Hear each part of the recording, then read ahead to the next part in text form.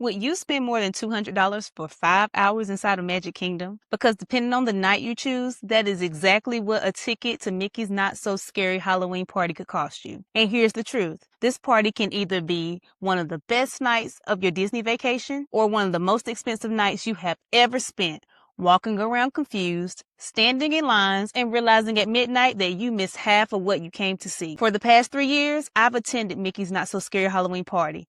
And in this video, I'm breaking down what first-timers need to know, what is actually worth your time, and how to strategize your night to make the most of your time in the park. So, let's do this. Welcome back, Travel Tribe. If you're new here, my name is Faye, the travel plug and your favorite travel companion. This is my channel, Daily Dose of Faye, where we talk travel, lifestyle, everything you need to journey wherever you want to be, and whether an experience is truly worth spending your hard-earned travel funds. Today, we are heading inside Magic Kingdom for Mickey's Not So Scary Halloween Party. Whether you've already purchased your ticket, debating on whether or not to attend, or have never heard of this party before, this video is going to help you decide whether it belongs on your Disney vacation itinerary. First, let's clear up the most common question. What exactly is Mickey's Not So Scary Halloween Party? This is a separate ticket event held inside of Magic Kingdom on select nights during the Halloween season.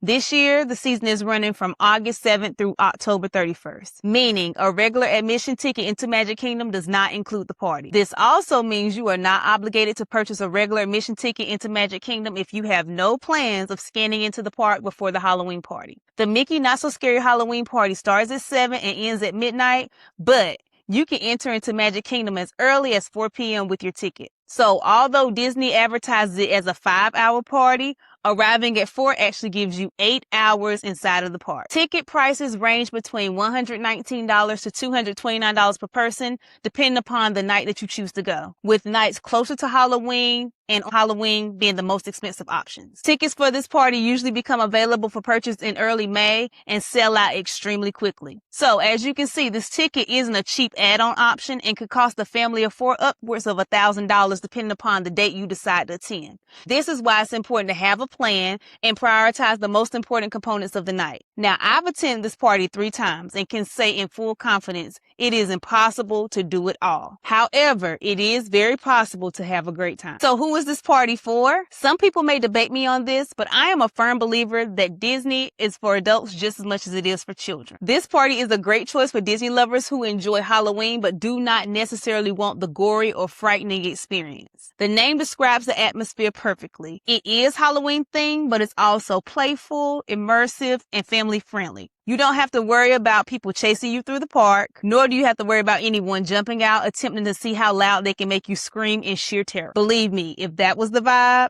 I wouldn't keep going year after year. I do not enjoy being frightened. If you're a fan of Disney villains, the Sanderson sisters, enjoy trick-or-treating, or have a desire to experience Magic Kingdom in a less crowded atmosphere, this party could be the perfect fit for you. However, in full transparency, if you don't enjoy parades, character sightings, or Halloween entertainment, it might be difficult to justify the cost of the ticket versus the benefit you'll receive. Yes, wait times for the rides are usually lower, but you are paying a premium price for portions of the event that you have no plans of experiencing. So in that case, it may be more cost effective to skip the Halloween party and purchase a regular admission ticket and just add on a Lightning Lane multi-pass. To make the decision on if the Mickey Not So Scary Halloween Party is worth it for you, you should ask yourself, am I coming for the entire Halloween experience, or am I just trying to ride Tron? Because those are 2 very different experiences. Now let's move on to the know before you go. My first recommendation is to avoid scheduling a full park day before going to this party. Given that the Not So Scary Halloween Party doesn't start until 7,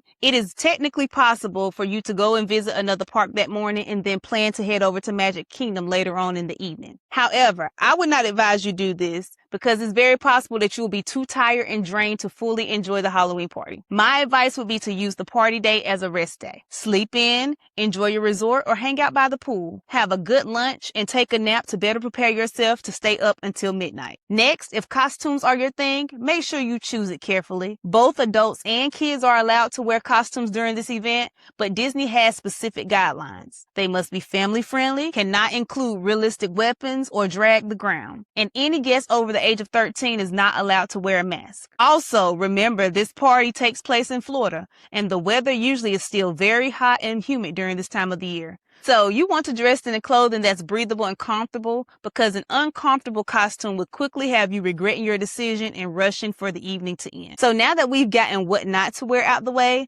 let's talk strategy and how to maximize your money and time in the park. First, plan to arrive to Magic Kingdom before 4 o'clock. Although cast members won't allow you to scan into the park until 4 o'clock, you can line up as early as 3. Between parking and transportation over into the park, whether you take the monorail or the ferry, I'd say Magic Kingdom is the most complicated park to get into. So my friends and I usually go to the park around 3:15, so we're in line and able to scan in, get our wristbands, and inside the park by 4:15. The wristband is mandatory in order for you to be in the park after regular operating hours, so you want to make sure that you grab yours prior to heading inside the park. Also, make sure you receive a party map and complimentary treat bag. The map will have a list of all the trick-or-treating locations and has important party information such as the parade and show times, as well as the list and location of exclusive food and merchandise. Once you get inside the park, I recommend getting your pictures in front of Cinderella's castle before it gets dark, as a lot of the shows will actually happen in front of the castles, so it will become very crowded throughout the evening. And then you'll also want to go ahead and shop for any merchandise that you think you may want. Some people might recommend that you wait until later in the evening to purchase your merch. That way you don't have to carry it around all throughout the evening. But I would say go ahead and get it, because a lot of the exclusive merch tends to sell out each night. The next thing you want to do is sit down and have you a good meal. My favorite sit-down restaurant in Magic Kingdom is Tony's Town Square Italian Restaurant. It's located at the front of the park on the right next to Town Square Theater. Their garlic bread, fried mozzarella, and shrimp scampi are a few of my faves. Now, they do book up pretty fast, so I would recommend using the My Disney Experience app or website to book a reservation. And speaking of the My Disney Experience app, you can use the app throughout the evening to check ride wait times and the entertainment schedule. Now, let's talk about one of the biggest reasons to attend: Mickey's Boo to You Halloween Parade. This parade is my absolute favorite and one of the main reasons I continue to return to this event year after year. The parade includes Mickey and Minnie along with other Disney characters, all dressed in their Halloween costumes. It also has Haunted Mansion performers, Disney villains, and some of the most memorable music you'll hear during the party. I've been side-eyed a few times by my partner for singing Boo to You and You and You and You Happy Halloween in December while putting up my Christmas tree. What? It's such a catchy song. Wait, I'm not gonna let y'all judge me like that. If you're watching this and you have attended the Mickey Not So Scary Halloween party, please advocate for me in the comments by letting them know Boo to You deserves to be on Spotify and Apple Music. Okay, I'm getting off track. Let me get back to what I was saying. If Boo to You isn't enough to convince you, I'm sure the Headless Horseman will. Now, this parade lasts about 20 minutes and usually happens twice as long as the weather permits. The first parade usually happens around 8:15.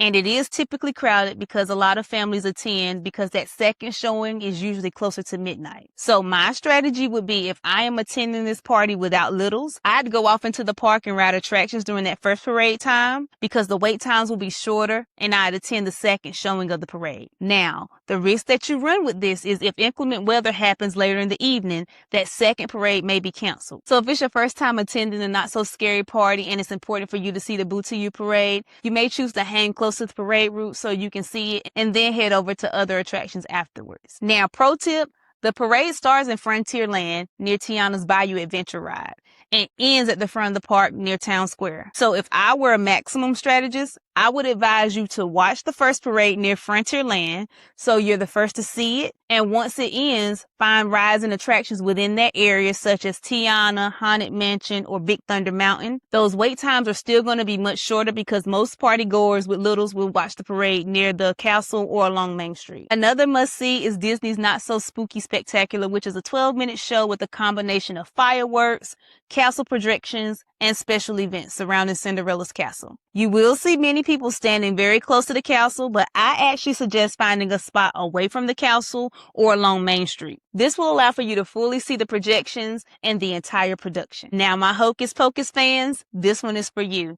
The Hocus Pocus Villain Spectacular takes place on Cinderella's castle stage and features the Sanderson sisters attempting to create the ultimate Halloween party potion. They are joined by Disney villains, including Oogie Boogie and Maleficent. I love this show as it includes singing, dancing, special effects, and projections. And there's multiple showings throughout the night. So again, you want to check your My Disney Experience app or your map so that you can see what those showtime listings are. Pro tip, attending one of the final showings of this show can actually help extend your night, because although rides and treat stations may close at midnight, A final performance that is closer to closing time can become the perfect way to finish your evening. Now, let's talk all treats and no tricks. One of my favorite things to do during this party is move throughout the park and trick or treat. Yes, adults can trick or treat, and no, you don't have to be in a costume. Disney provides a complimentary treat bag, and there are more than a dozen treat stations located throughout the park. Again, be sure to use the My Disney Experience app or the event map given to you at the beginning of the party to pinpoint those treat stations. The past few years have been sponsored by Mars Candy, so the options have been amazing. I'm talking Twizzlers, Skittles, Snickers, M&M's, Twix. And the thing I love is that you can go through the line as many times as you want, which brings me to my next pro tip.